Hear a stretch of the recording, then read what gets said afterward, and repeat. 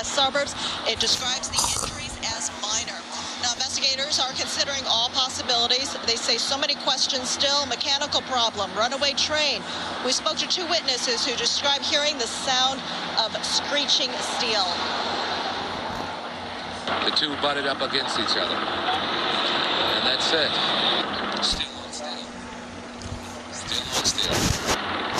I'm a locomotive engineer, so I know what that sounds like. There was this loud bang. It was strong enough that actually you could feel it through your feet. And I thought at first that somebody struck our house. It was that strong. The balance of the people that were on the train, which we have no official count on, some of them just frankly left. They got off the train and took off. So we have no idea how many people altogether were on the train. What kinds of injuries are we talking about? You know, I think that most of the people are complaining of either some neck or back pains.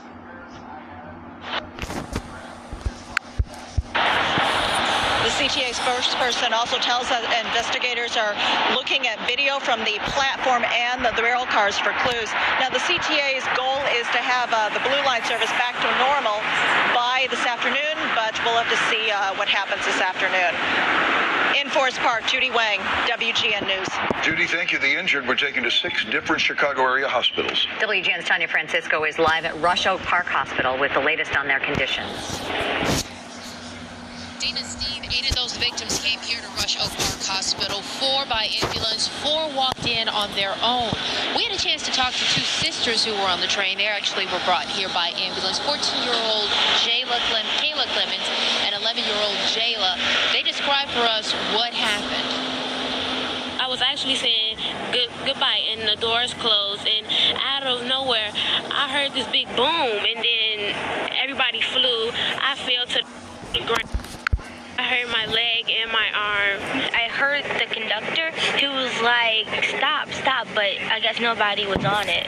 So then he jumped off, and then the whole thing, it hit each other. And then I was like, my sister's on it, and then I just fell. The whole ground was shaking, so my back hit something that was metal. And then I fell, and my knee popped. With Kayla being the one on the train, she was most seriously injured to her right side of her body. You can see her arm is in a sling. Jayla, because she was off the train, not as seriously injured. She was limping as she left the hospital. Now, Rush Oak Park activated its emergency plan. It brings in 3 physicians, a full complement of nurses, and 2 physician assistants. The director of emergency services telling me that patients that they treated mostly had cuts and bruises, and they ranged in age from 20 to 70 years old, but he says most of them are expected to be okay. In fact, they are expected the next hour. I'm live in Oak Park. Tanya Francisco, WGN News. Tanya, thank you for that update. Congress has until midnight tonight to approve a plan to keep the government funded, or many federal programs and agencies will have to start closing their doors.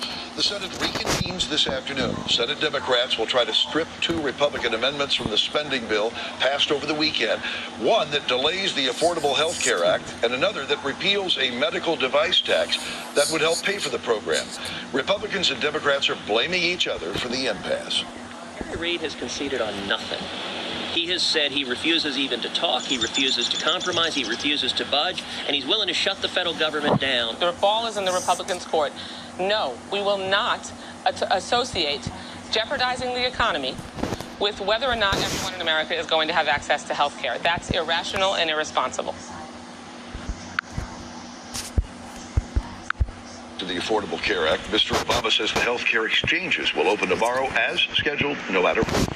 2 more men go on trial today for the murder of a Chicago police officer. Kevin Walker and Christopher Harris face first-degree murder charges for the death of Officer Alejandro Valadez. Prosecutors say they believe Walker and Harris were involved in shooting Valadez in 2009 while seeking revenge against a rival gang. Sean Gaston was convicted of Valdez's murder 2 years ago and is serving a 125-year prison sentence. Cook County State's Attorney Anita Alvarez tried that case herself and will do the same later today. Authorities have launched a criminal investigation surrounding the death of a missing woman found in west suburban Glen Ellen. Police discovered the body of 33-year-old Linda Velez buried in a clearing in Panfish Park on Saturday. Investigators say there were obvious signs of trauma on her body, but there's no reason to believe there is any threat to the public. Velez was reported missing in Wheaton last week under suspicious circumstances. 2 robberies last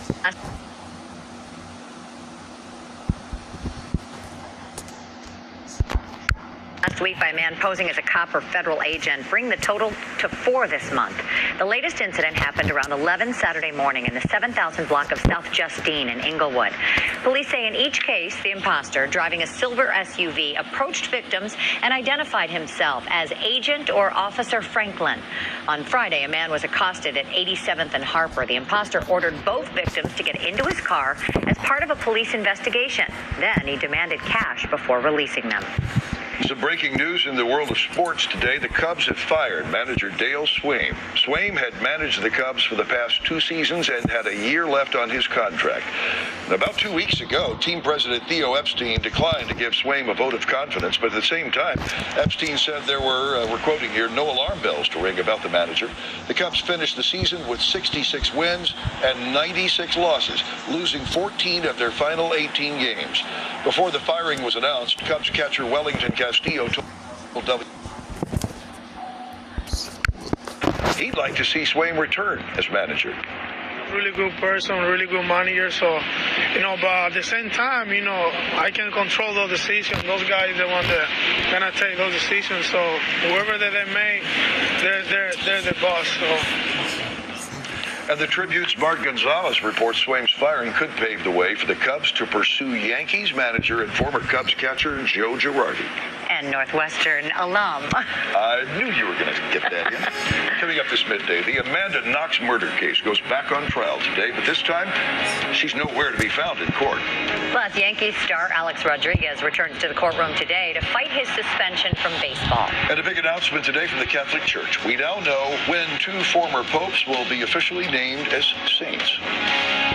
You're watching Chicago's very own WGN News with Steve Sanders, Dina Baer, and Tom Skilling. This is WGN Midday News.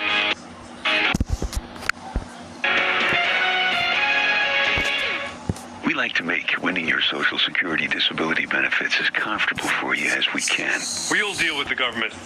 You have enough to worry about. Lots of times you stay home and we work on the phone. Call 1-800-66-BINDER. When you wear dentures, you may not know that your mouth is under attack from food particles and bacteria. Try Fixodent. It helps create a food seal defense for a clean mouth and kills bacteria for fresh breath. Fixodent and forget it. Thank you for calling Colonial Penn Life Insurance Company. I'm glad I was able to help you today. Hi, my name is Jonathan Lawson, and I'm a customer service representative for Colonial Penn Life Insurance Company. Insurance can sometimes be difficult to understand, but here at Colonial Penn, we make it simple. Alex Trebek has been representing Colonial Penn for over 10 years and is here to tell you how we do it. Thanks, Jonathan. I'm happy to be here with the...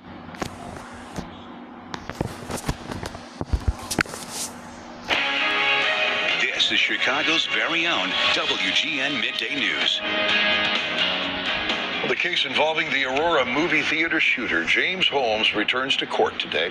Holmes is accused of killing 12 people and wounding 70 others in July of last year. He's pleading not guilty by reason of insanity. This morning's hearing will focus on witness lists and pretrial motions. On Friday, the Mental Health Institute, which examined Holmes, filed a motion to block the release of the testing materials that it used.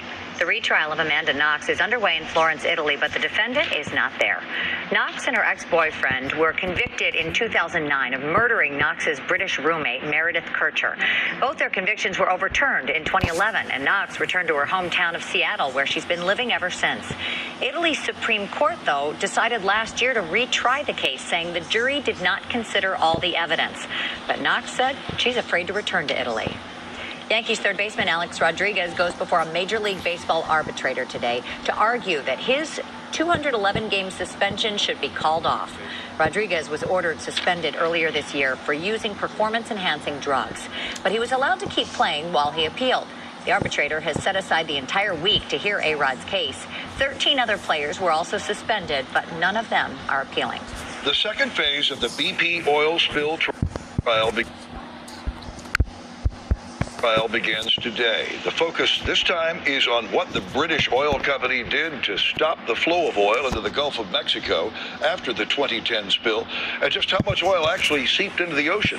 Plaintiffs say BP knew a catastrophic spill was possible, but was not prepared when it happened. It took nearly 3 months to stop the flow of oil into the ocean. BP could face a pollution fine of up to $18 billion. Israeli Prime Minister Benjamin Netanyahu is meeting with President Obama at the White House today to discuss Iran's nuclear program. The meeting comes 3 days after Mr. Obama spoke by telephone with Iranian President Hassan Rouhani. The call fueled hopes for a resolution of a decade-old Iranian nuclear standoff. Netanyahu says Iran's diplomatic sweet talk cannot be trusted. He's urging President Obama to pressure Tehran to prevent it from making a nuclear bomb. Netanyahu is expected to deliver a similar message when he speaks before the United Nations tomorrow. Syria's deputy prime minister responded to a new United Nations resolution when he spoke before the UN today. Last week, the UN Security Council unanimously adopted a resolution outlining the details of a plan to take control of and ultimately destroy Syria's chemical arsenal. The resolution also calls for consequences if inspectors find Syria has failed to fulfill its obligations. Syria's deputy prime minister said his country welcomes a diplomatic solution, but he still denies using chemical weapons on civilians last month. Two of the Pope's predecessors are on their way to sainthood. Pope Francis announced today that Pope John Paul II and Pope John XXIII will be declared saints on April 27th. The qualifications to be a saint include leading a holy life and performing at least John Paul said a French nun of Parkinson's disease and a Costa Rican woman with a brain aneurysm. John XXIII is only credited with one miracle, but Pope Francis decided he lived enough of a holy life